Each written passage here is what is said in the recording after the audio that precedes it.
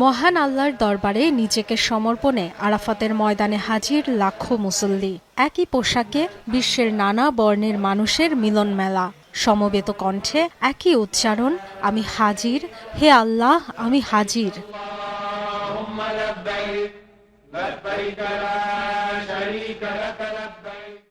শ্রীলঙ্কা আবারও রপ্তানিতে শীর্ষে। মিনায় ফজরের নামাজ শেষে ভোরেই ১৪ কিলোমিটার দূরের আরাফাতের ময়দানে পৌঁছান মুসল্লিরা। অংশ নেন ৫ দিনব্যাপী হজের মূল আনুষ্ঠানিকতায়। এখানেই বিদায় হজের ভাষণ দিয়েছিলেন মহানবী হযরত মুহাম্মদ সাল্লাল্লাহু আলাইহি ওয়াসাল্লাম। সেই রহমতের পাহাড় ঘিরে আবেগতাড়িত মুসল্লিদের প্রার্থনা, পরম করুণাময়ের দরবারে পাপ মুক্তির কামনা। আলহামদুলিল্লাহ আলহামদুলিল্লাহিল আজিজিল আল্লাম।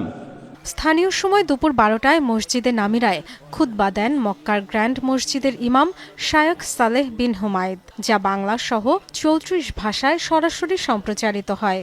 বিশ্ব শান্তি কামনা আর মুসলিমদের প্রতি ঐক্যের আহ্বান জানানো হয় খুতবায়। মুসলিমদের সদাচরণ ও সৎ চরিত্রের গুরুত্ব তুলে ধরেন ইমাম। ফিলিস্তিনিদের দুর্দশা থেকে মুক্তি কামনা করেন তিনি। হে আল্লাহ, আমাদের ফিলিস্তিনি ভাইদের পাশে দাঁড়ান, তাদের খেয়াল রাখুন। ক্ষুধার্তদের খাবার, বস্ত্রহীনদের কাপড় আর আশ্রয়হীনদের গৃহের ব্যবস্থা করুন। শত্রুর কবল থেকে তাদের রক্ষা করুন। হে শক্তিমান, পরম করুণাময়, শত্রুর বিরুদ্ধে ফিলিস্তিনিদের বিজয়ী করুন। রীতি অনুযায়ী খুতবা শেষে জোহর আর আসরের নামাজ একসাথে আদায় করেন হাজিরা। আরাফাতের আনুষ্ঠানিকতা শেষে রওনা দেন মুজদালিফার উদ্দেশ্যে। সেখানে আজ খোলা আকাশের নিচে রাত্রি যাপন করবেন তারা। ইবাদতের পাশাপাশি শয়তানকে মারার জন্য সংগ্রহ করবেন পাথর। আসসালামু আলাইকুম ওয়া রাহমাতুল্লাহ। আসসালামু আলাইকুম ওয়া রাহমাতুল্লাহ।